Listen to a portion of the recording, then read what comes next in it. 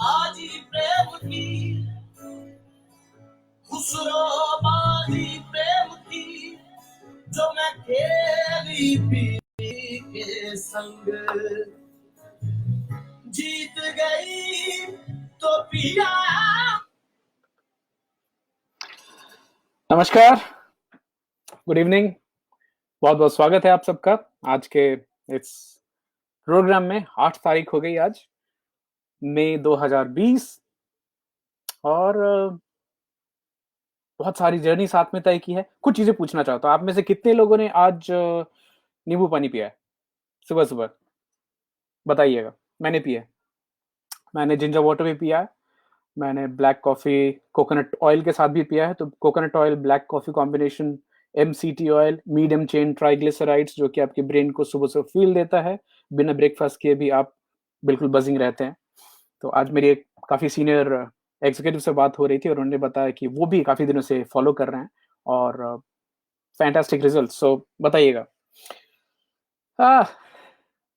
आज की टॉपिक थोड़ी इंटरेस्टिंग है, खासकर उन लोगों के लिए जो 30 पहुंच रहे हैं, 30 क्रॉस कर चुके हैं, या 30, 35, 40s में आए हैं। और आपको याद है वो जितेंद्र साहब का एक ऐड आता था पहले बचपन में, जब हम छोटे थे तभी, के और वो ऐड क्या हुआ करती थी, 30+ कि 30 हो गए तो आपको कुछ गोली खानी, कुछ दवाई खानी है, तभी आप अपनी एनर्जी लेवल मेंटेन कर पाएंगे। ऐसा जरूरी नहीं।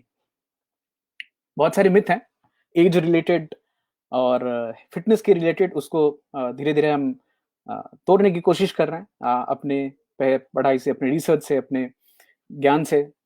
प्रत्युष आनंद जी, स्वागत है आपका। आपने बोला आपने पिया है आज, बहुत बढ़िया, thank you so much. Vicky, आपने पिया क्या? संध्या जी, नींबू पानी वन ऑफ द मोस्ट। जब भी आज मेरी काफी सीनियर एग्जीक्यूटिव, उनसे बात हो रही थी तो उन्होंने बताया कि she is aware that lemon is one of the most alkalising food items available in the face of अर्थ।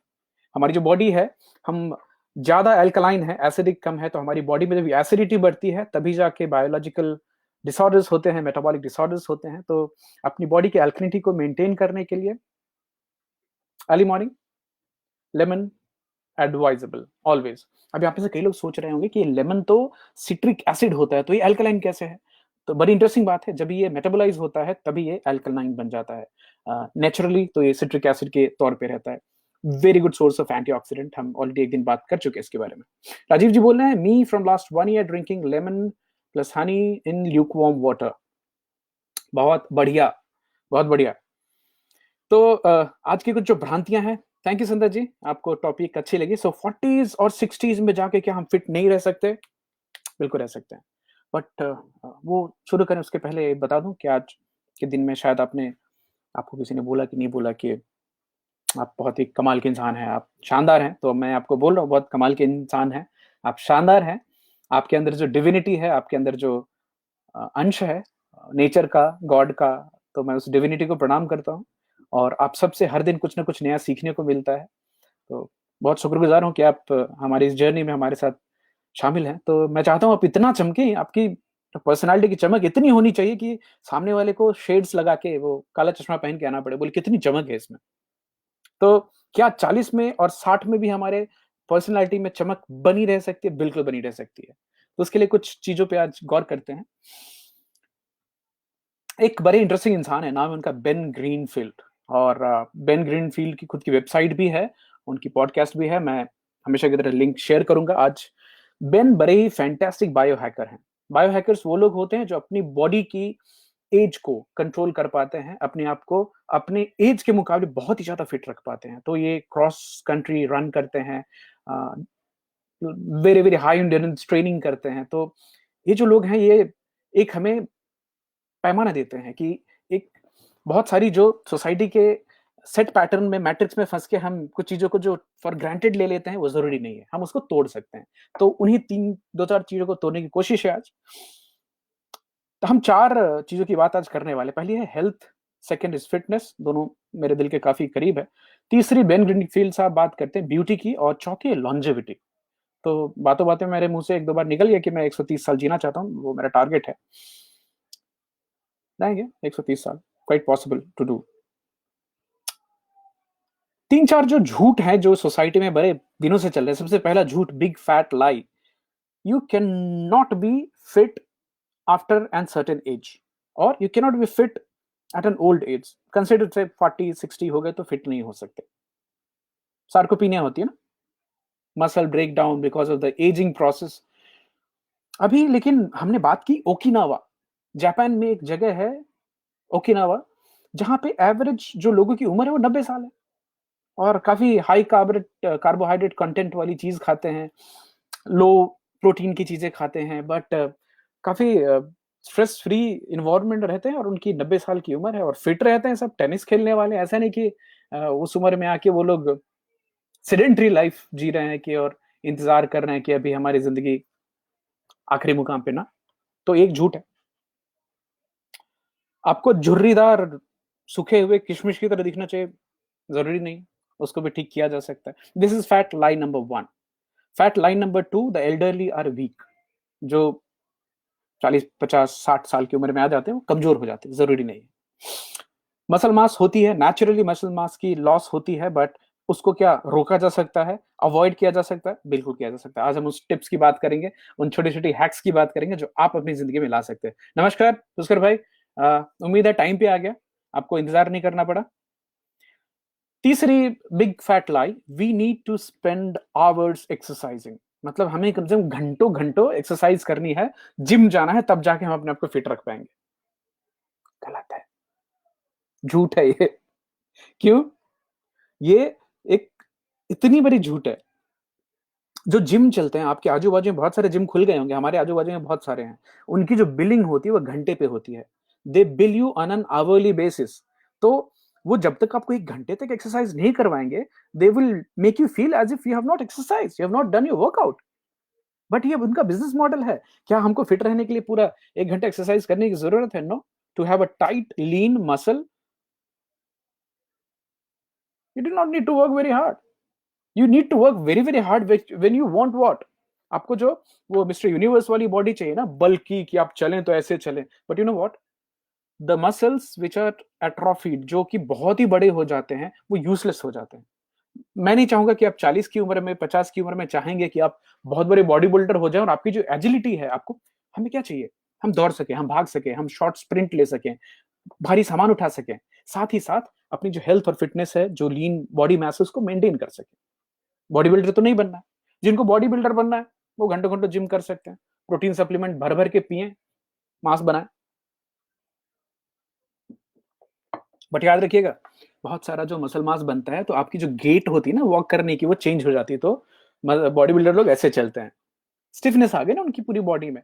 तो हमें स्टिफनेस नहीं चाहिए, हमें हेल्थ भी चाहिए, ब्यूटी भी चाहिए, और साथ में हमें क्या कहते हैं, लॉन्जिविटी भी चाहिए। एक और चीज देखिए, जो लोग बहुत ही ज्यादा, हाय अर्चना जी, हाय मुकेश जी, जो लोग बहुत ज्यादा एक्सरसाइज करते हैं ना और बॉडी को बहुत स्ट्रेन पहुंचाते हैं फिट रहने के लिए, उनकी आयु कम हो जाती है।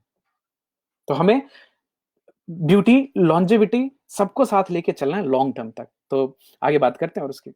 बहुत ज्यादा एक्सरसाइज करने से शायद आप अपनी बॉडी में इन्फ्लेमेशन और स्ट्रेस लेवल को बढ़ा रहे हैं, तो वो भी बहुत जरूरत नहीं है एक 35-40 आने के बाद।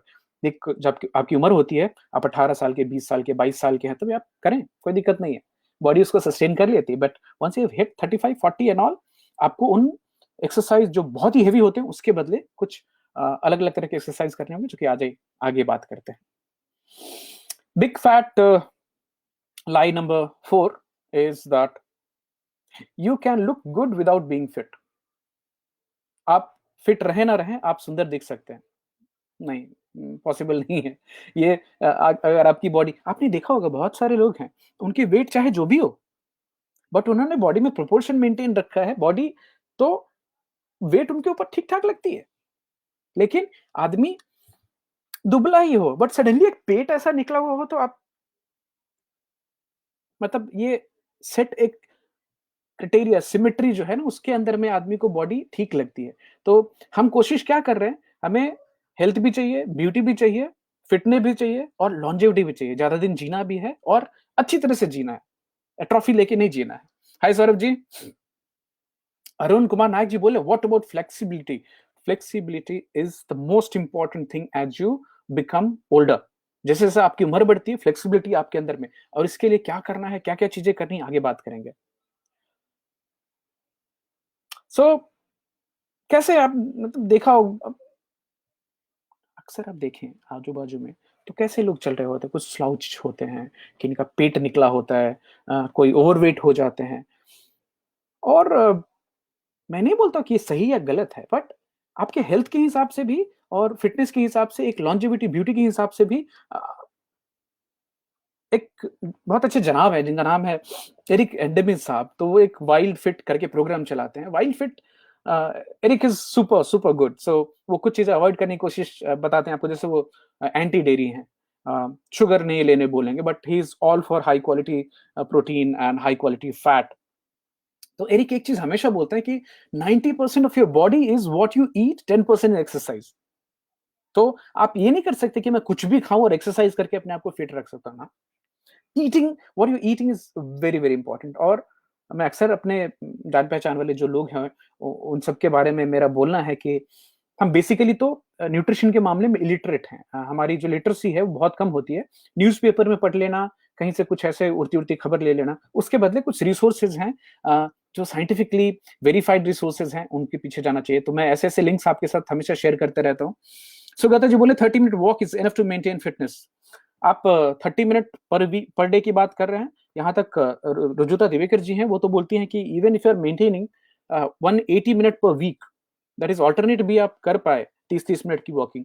तो एक जो मोटा-मोटा पैमाना है, if you are crossing 7000 steps a day, you are not sedentary.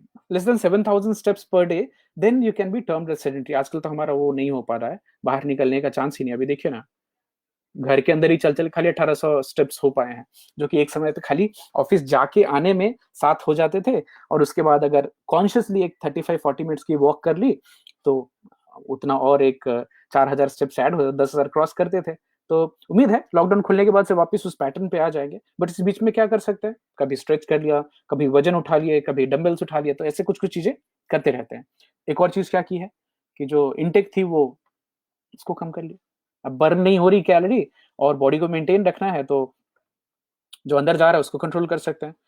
Weekly wait जो चेक हो रही है उसमें ठीक है, वही 73.89 से लेके 74.5 के बीच में चल रही है, which is okay. I am not that much worried about that weight issue. मेरे बारे में क्या ख्याल है भाई? पुष्कर भाई, आपकी तो डील-डॉल ठीक-ठाक है, आप 6 फीट के इंसान हैं। खाली ये देखें कि बॉडी में एक्सेसिव फैट एक्यूमुलेट ना हो रहा हो। जो लव हैंडल्स हम बोलते हैं पेट के आसपास, तो जब भी पकड़े तो हाथ में वो फैट कितनी पकड़ में आ रही है, वो देखना है हमें। और कुछ स्टबर्न फैट होते हैं। हालाँकि एक और चीज़ है, और भी साइंस जो आजकल बता रही है कि people who have a little bit of fat around they have a little bit more chances to survive. हालाँकि एक और चीज़, आज ही एक रिपोर्ट देख रहे थे हम लोग, मोज़ो टीवी करके है। अम आपको बरखा दत्त जी की याद होगी। बरखा दत्त जी पहले एनडीटीवी में काम करती थी, आजकल वो मोज़ो करके एक चैनल है, उसके लिए काम करती हैं। It's a free channel kind of, not television पे नहीं है, यूट्यूब में है। तो अहमदाबाद के कोविड वार्ड्स के दौरान उन्होंने बातचीत की, डॉक्टर से बताया कि ओबेसिटी एंड डायबिटीज़ जिन लोगों को है, उनके मॉर्बिडिटी के चांसेस काफ़ी ज़्यादा देखे जा रहे हैं। To the extent that almost 24-30% people are not even surviving for the next 24 hours. Admit हुए 24 घंटे के अंदर में कट लेते हैं। तो उनमें देखा गया है कि कोमॉर्बिड कंडीशंस ज़्यादा थे। ओके, तो एरिक एंडेमिथ साहब का बोलना है कि milk is good for you as long as it's from your mother. So एक बार माताजी का जो काम था, उन्होंने दूध पिलाया आपको 6 महीने तक, उसके बाद से आपको किसी दूध की ज़रूरत नहीं होती है।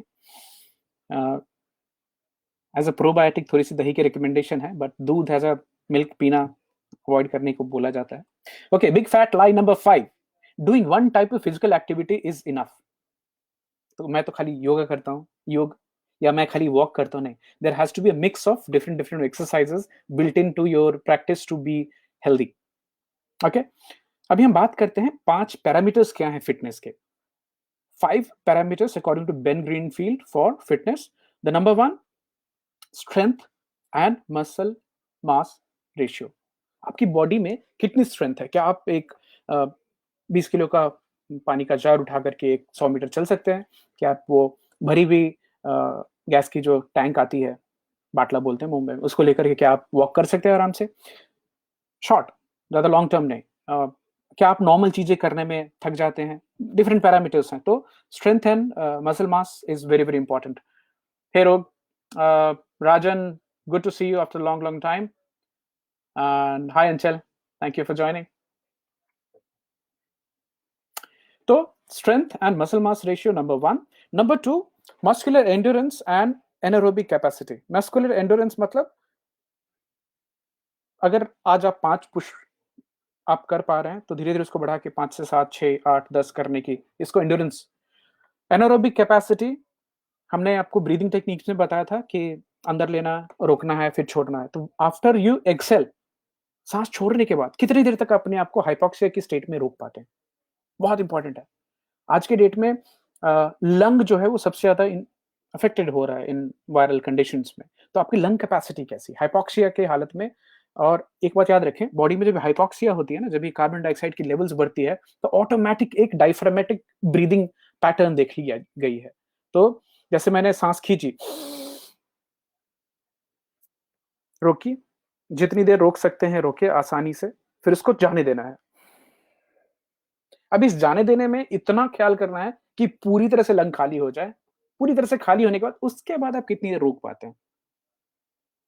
That will create a situation of hypoxia inside the body. That means अभी बॉडी में क्या हो रहा है, कार्बन डाइऑक्साइड जमा हो रही है और मैं ऑक्सीजन नहीं ले रहा हूं अभी ली। तो ये जो हाइपोक्सिया, एनारोबिक कैपेसिटी कितनी है आपकी, ये आपकी ओवरऑल हेल्थ पे बहुत बहुत ध्यान देगी। तीसरी चीज स्टैमिना, जिसकी हम ऑलरेडी थोड़ी सी बात कर चुके हैं। चौथी मेटाबॉलिक इफिशियंसी, आपकी बॉडी आप जो चीजें खा रहे हैं उनको किस तरह से पचा रही है। Can you alter the metabolism of the body, that is also point of consideration. Last, जो नायक जी थोड़ी देर पहले बोल रहे थे, flexibility is important. So flexibility, ability, mobility and how quickly you recover. आपको जैसे recovery becomes very very important once you have crossed a certain age. By 20s 30s आपकी बॉडी खुद ही बहुत क्विक रिकवरी करती है, but as you age further आपकी recovery process slow down हो जाती है। तो आप में से जो लोग बचपन में और दिन दिन भर क्रिकेट खेलते थे, कुछ नहीं होता था, अभी सडनली बहुत गैप के बाद, पुष्कर भाई बताएंगे आप, गए और 2-4 ओवर की बॉलिंग कर ली, उस समय तो पता नहीं चलता, आने वाले 3-4 दिनों तक कंधे में जिससे बॉलिंग की थी वो दर्द रह जाता है, और वो दर्द जाने में टाइम लगता है, जो कि पहले हम जब भी जवान थे फटाफट निकल जाती थी। जवान तो अभी भी है, रिकवरी स्लो हो गई है। तो रिकवरी बहुत इंपॉर्टेंट है as we age, so that we can continue to be fitter in the long term.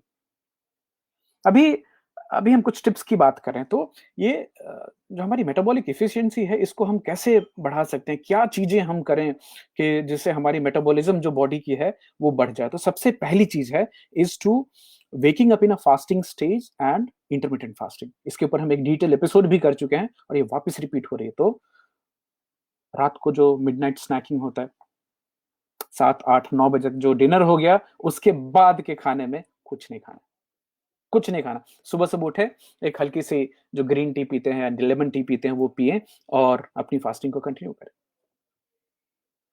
तो 16 और 8 घंटे वाला जो अगर प्रिंसिपल जिन लोगों ने पकड़ लिया, बहुत ही अच्छे से सेट हो जाते हैं। 16 hour of fasting, 8 hours of having food. तो 8 बजे या 9 बजे खाया, अगले दिन सीधे 1 बजे तक खाना है। ब्रेकफास्ट अवॉइड कर रहे हैं लोग इंटरमीडिएट फास्टिंग में 16-8 में, और ब्लैक कॉफी ले रहे हैं, साथ में वो कोकोनट ऑयल, एमसीटी ऑयल जो आपके यहाँ इजीली अभी अवेलेबल हो सकती है। कोकोनट ऑयल में खाली एक ही चीज ख्याल रखनी है आपको, वर्जिन कोकोनट ऑयल होती है, कोल्ड प्रेस, जो कोल्हू में पेरी गई है, तो ये महंगी आती है। कोको सोल करके पैराशूट का नाम की कंपनी है, वो बना रही है इंडिया में और ठीक ठाक रेट में अवेलेबल है, अदरवाइज तो काफी महंगे भी आते हैं। Benefits of fasting is on beauty, is on longevity. It increases your cognition capacity.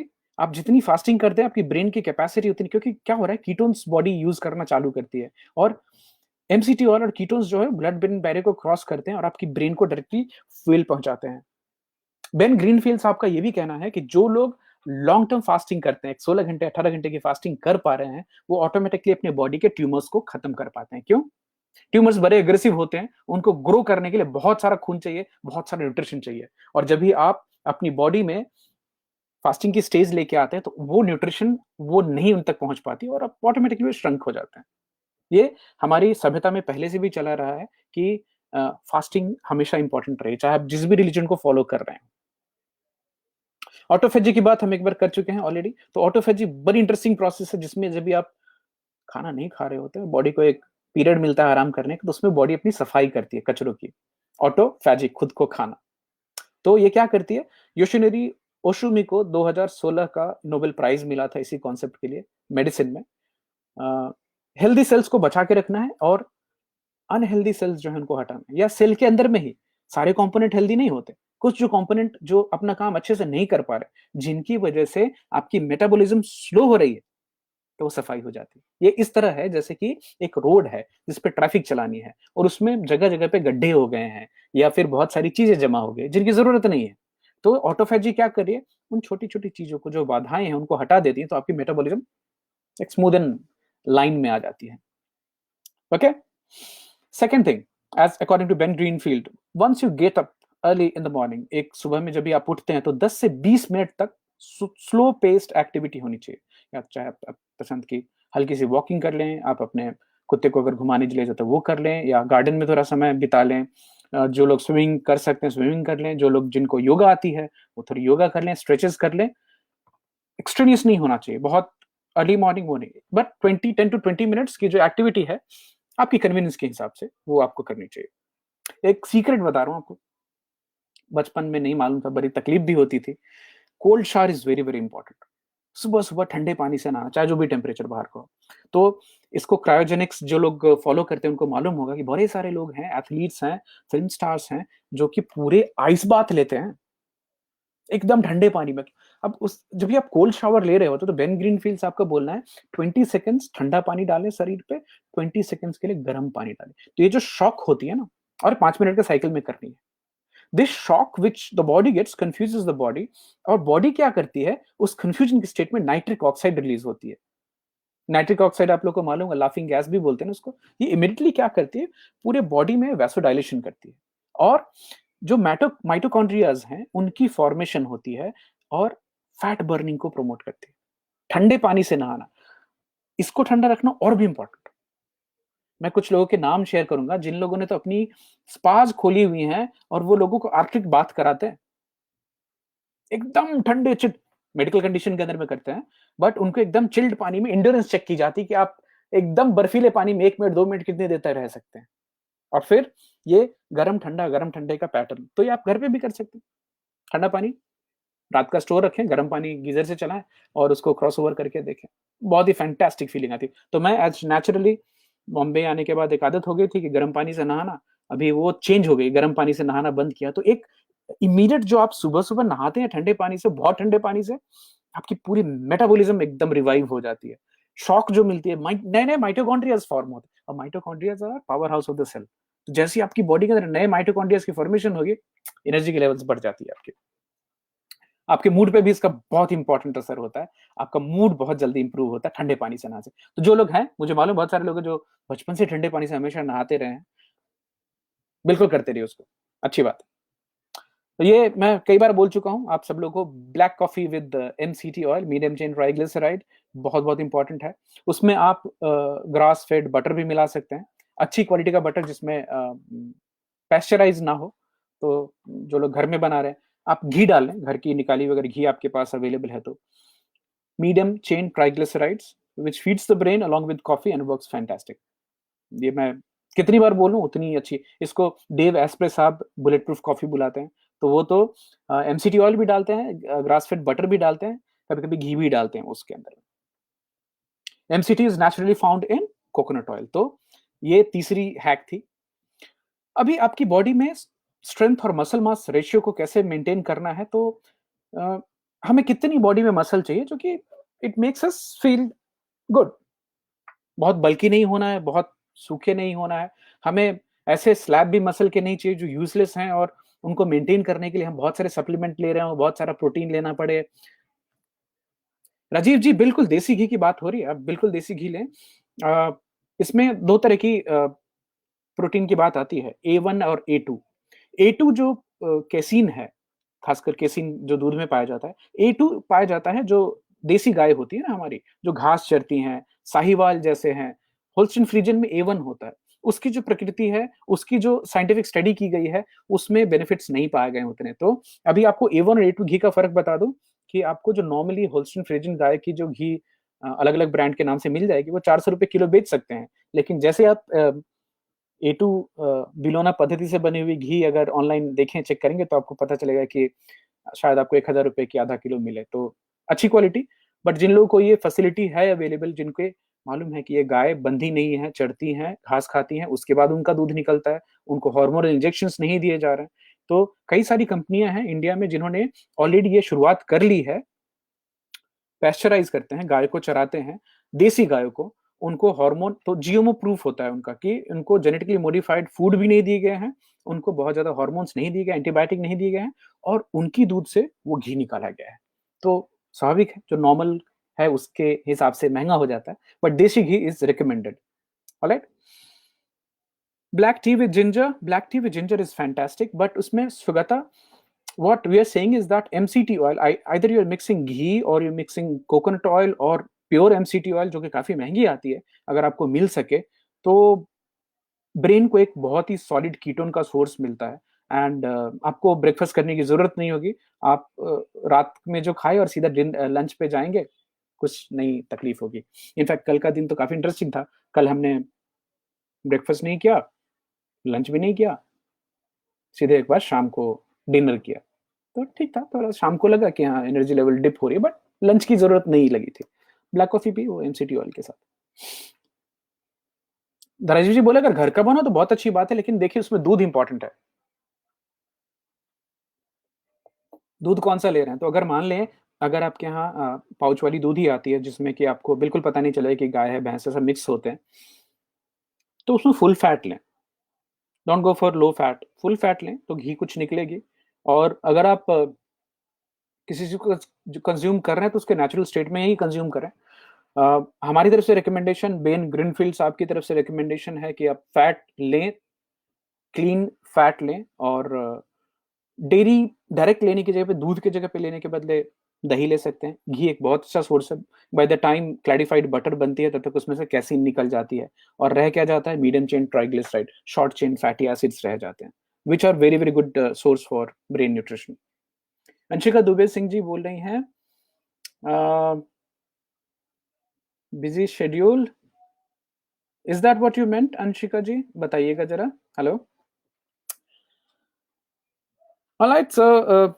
जैसे पहले बताया, जो बल्की फोक्स होते हैं, बहुत ज्यादा मसल मास बना लिए, वो जिम बहुत ज्यादा करते हैं, वो जल्दी मर भी जाते हैं। So answer to this entire gyming thing is doing super slow training. 5 pushup, that's it. एक पुशअप में कितना लगना चाहिए? 5 सेकंड तक नीचे जाना है, 5 सेकंड तक ऊपर आना है। और स्लो कर सके और स्लो कीजिए। 10 किलो का डंबल है तो ये आप ये उठा के 50 कर सकते हैं। मैं खाली ये बोल रहा हूँ, उसको लेके आपको 10 सेकेंड में धीरे धीरे ऊपर लाना है, 10 सेकेंड में धीरे धीरे नीचे। देखिए आपकी पूरी ताकत निकल जाएगी और आप बॉडी को उतनी ही लैक्टिक एसिड प्रोड्यूस करने को फोर्स कर रहे हैं जितनी वो उतने आधे घंटे तक एक्सरसाइज करने के बाद होती है। तो super slow training, rest, super slow training, rest is very very important. ज्यादा नहीं करना, 5 सेकेंड, 10 सेकेंड, रेप किया छोड़ दिया, रेप किया छोड़ दिया। तो आप स्क्वाट भी करें, पुशअप करें, वजन आसपास नहीं है, जिम नहीं है, कोई बात नहीं। तो जैसे उठक बैठक होती है ना, तो आप किसी इंसान को बोले 1 मिनट में 20 करके दिखा से, लेकिन अगर उसको बोलिए नहीं, 1 मिनट में खाली 5 ही करना है तुमको, बट धीरे धीरे करना है, धीरे धीरे बैठना है, धीरे धीरे उठना, देखिए हालत खराब हो जाएगी। तो super slow training to get fast result, this is a big hack जो बहुत अच्छा काम भी करती है। तो मतलब हमें एक्सरसाइज सुपर स्लो ट्रेनिंग कब तक करनी है? जब तक आपकी मसल फेल हो जाए।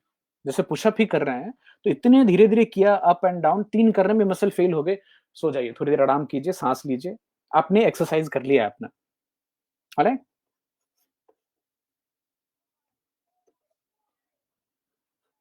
ओके।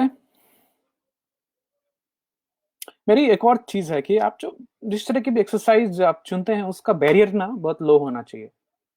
और ये टाइनी हैबिट्स में भी बीजे फॉग साहब बताते हैं कि ऐसा नहीं रख लेना है कि मेरे को 1 घंटा एक्सरसाइज किया तभी जाके मैंने अपने आप को पूर्ण समझा, ना। 5 मिनट कर लिए, 10 मिनट कर लिए, जहाँ बीच में एक्टिविटी करने का अब अ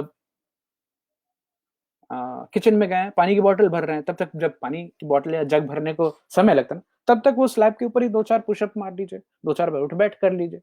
आजकल हमारे बहुत सारे कॉल चल रहे होते हैं जिसमें वीडियो नहीं होता है, ऑडियो कॉल चल रहे होते हैं, तो मैं यहीं पे बैठे-बैठे 2-4 दंड कर लेते हैं। तो कुछ ये जो मोबिलिटी है ना, एक स्टैटिक नहीं बैठे रहना है। अभी कई लोगों को पता नहीं होगा, मैं वीडियो चैट में नहीं, ऑडियो चैट में जब भी रहता हूँ और ऑफिस का मीटिंग चलता है, तो लैपटॉप लेकर के किचन में चले जाते हैं। चलते रहते हैं, कुछ तो थोड़ी मूवमेंट हो जाए। वैसे हमारे ऑफिस में आपको ये जानकर खुशी होगी कि ऐसे टेबल हैं जिसकी हम हाइट एडजस्ट कर सकते हैं, और रिकमेंडेशन है कि आप आधे समय तक चेयर पे बैठ के काम करें, आधे समय आप खड़े होकर भी काम कर सकते हैं। तो अभी के माहौल में हम वो अपने घर में भी कर पाते हैं। तो ये सब छोटी-छोटी टिप्स हैं जो अ, आपको एक लॉन्ग टर्म बेनिफिट दे सकती हैं। बाकी हमने माइकल ग्रेगर साहब की जो अ, डेली डज़न की बात की थी, तो उन चीज़ों का इस्तेमाल आप कर सकते हैं। एक बार आप सबके ज्ञान के लिए रिपीट कर देता हूँ, तो खाने में बोलते हैं बीन्स रोज़ होनी चाहिए, बेरीज़ रोज़ होनी चाहिए, जैसे कि ब्लूबेरी नहीं मिलती तो क्रैनबेरी खा सकते हैं। ड्राई फ्रूट्स की बात होती है, फ्रूट्स रोज़ खाने हैं। क्रूसिफरस वेजिटेबल रोज़ खाना, तो आपके खाने में रोज़ गोभी होना चाहिए, पत्ता गोभी होनी चाहिए, अ, सरसों का साग होना चाहिए, ये सब क्रूसिफरस फैमिली से आते हैं।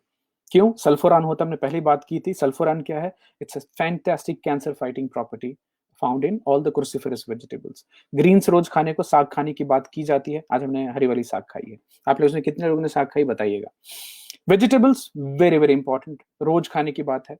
फ्लैक्स सीड क्यों? Alpha linoleic acid, omega 3 fatty acid. Hi Manoj Bakshi ji, very good, thanks for joining.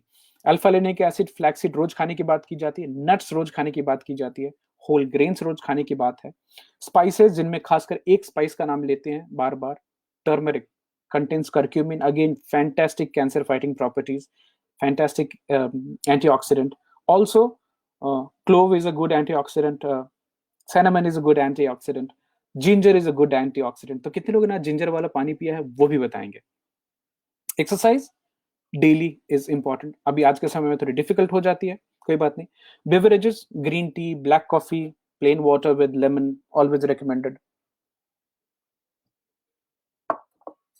तो ये थोड़े से हैक्स हैं। तो आज की जो टिप, जो मेन आपको मैं देके छोड़ना चाहता हूँ, वो है वेरी वेरी स्लो ट्रेनिंग, और एमसीटी ऑयल ब्लैक कॉफी के साथ सुबह सुबह लेना, कोल्ड शावर, ठंडे पानी से नहाना, ठंडे गर्म पानी का जो स्विच करना है, इन चीज़ों का ख्याल रखिए, करके देखिए, फिर बताइए क्या कुछ पॉजिटिव चेंजेस आते हैं। आप लोग के कुछ स्पेसिफिक सवाल होते हैं तो आपके सवाल पूछिए, हम उसको जवाब देने की भी कोशिश करेंगे।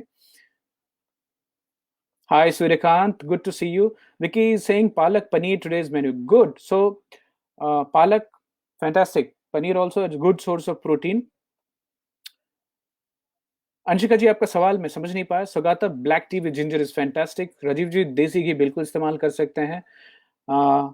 एक चीज जो हमेशा हमने अपनी चीनी वाले एपिसोड में आप सबसे बात की थी, उसको जितना कम कर सके चीनी को, उतनी अच्छी बात है। फ्रूट्स खाएं, फ्रूट्स में जो आप फ्रुक्टोज लेते हैं, बॉडी उसको थोड़ी अलग तरह से हैंडल करती है as compared to anything which is processed. तो फैक्ट्री से बन के आई, पैकेट से निकाल के खाना, बशर्ते नेचर ने जैसे उसको हमें सामने प्रस्तुत किया है वैसे खाना, बहुत बहुत फर्क होता है। तो ये जो 4 मिथ हैं कि आप बुढ़ापे के बाद, आई मीन बुढ़ापा नहीं बोलूंगा, 30s के बाद आप फिट नहीं रह सकते, गलत है। बहुत सारे लोग हैं जो सुपर फिट रहते हैं। तो क्या आप खा रहे हैं, किस तरह की exercise, remember 90% of your body is what you eat, 10% is exercise. And we have also talked about a very, very important aspect, which is called epigenetics. आपकी सोच कैसी है, आपकी सोच, आपकी जो इन्वायरमेंट की इंटरप्रिटेशन है, वो आपकी बॉडी की फिजियोलॉजी और केमिस्ट्री को बहुत बहुत इंपैक्ट करती है। तो आज की टॉपिक को यहीं पे विराम देते हैं। ऑलराइट, कुछ सवाल हैं आपके तो सवाल पूछे, तब तक हम यहाँ के लोगों को थैंक यू बोल देते हैं। Thank you so much for joining. और कुछ सवाल हो तो सवाल पूछें, हम बाकी आप सबको कल मिलते हैं। Bye bye, take care.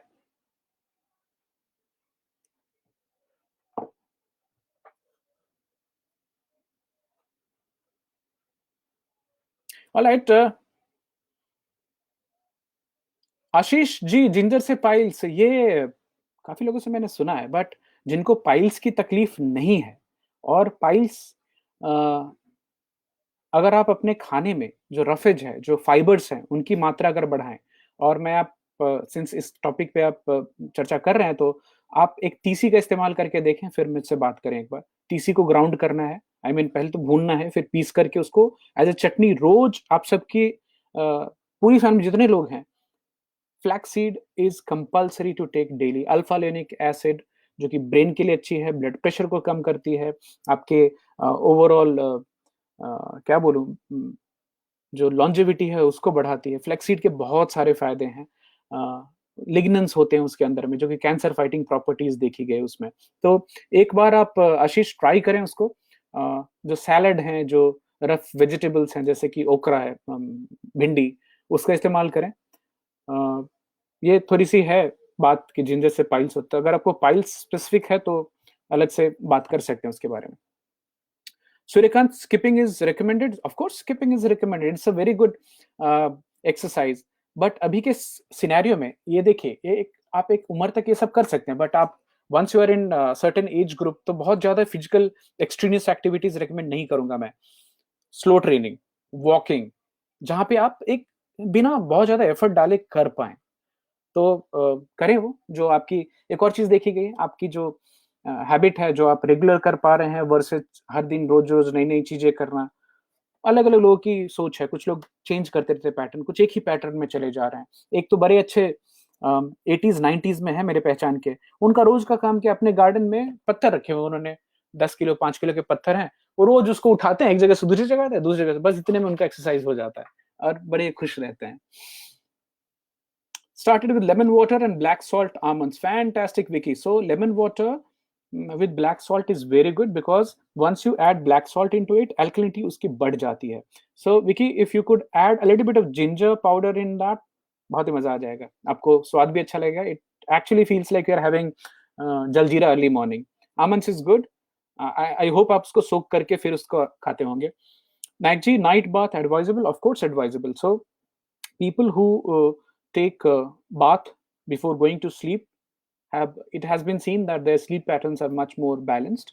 On the sleep side, हम पहले भी बात कर चुके हैं, मैग्नीशियम एक स्लीप के लिए बहुत इंपॉर्टेंट न्यूट्रिएंट माना गया है, जो आपको डार्क चॉकलेट में मिलता है। तो अगर सोने जाने से पहले छोटी सी डार्क चॉकलेट जो 70% कोको से ऊपर रहती है, थोड़ी बिटर होती है, बट नींद काफी अच्छी आती है उससे। पिस्ताशियोज, नाइक जी, जो पिस्ता होती है उसमें मेलाटोनिन बहुत ज्यादा होता है, और रात को अगर आपने 2-4 पिस्ताशियो खाए, सोने गए, बहुत ही फैंटास्टिक इफेक्ट देखी जाती है। साथ के साथ मैं एक और चीज रेकमेंड करता हूँ कि आपके घर में आसपास लाल रोशनी शाम को जलाएं, ब्राइट एलईडी लाइट्स अवॉइड कर रहे हैं, आई मास्क लगाएं, बहुत फैंटास्टिक काम करता है। फ्लैक्स सीड भी नींद के लिए काफी इंपॉर्टेंट है।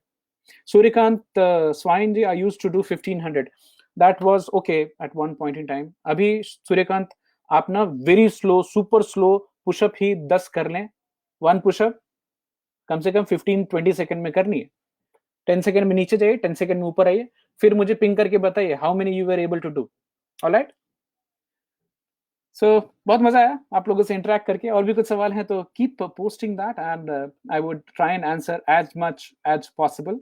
सो थैंक यू सो मच। कल की टॉपिक आज रिसर्च नहीं हो पाई, तो मैंने अपने पुराने दिमाग से निकाला कि आज हम बेन ग्रीनफेल्ड साहब की बात कर लेते हैं। कल हम बात करेंगे आर्टिफिशियल इंटेलिजेंस की, और वो कैसे हमारी हेल्थ को, हमारी बाइंग पैटर्न को, हमारी डे टू डे लाइफ को, हमारी बैंकिंग बिहेवियर को, हमारी शॉपिंग बिहेवियर को, क्या कोई हैक कर रहा है, क्या कोई दूर से फायदा उठा रहा है, हमारी जो डेटा अवेलेबल है जिसको हमने बड़े फ्रीली दिया हुआ है।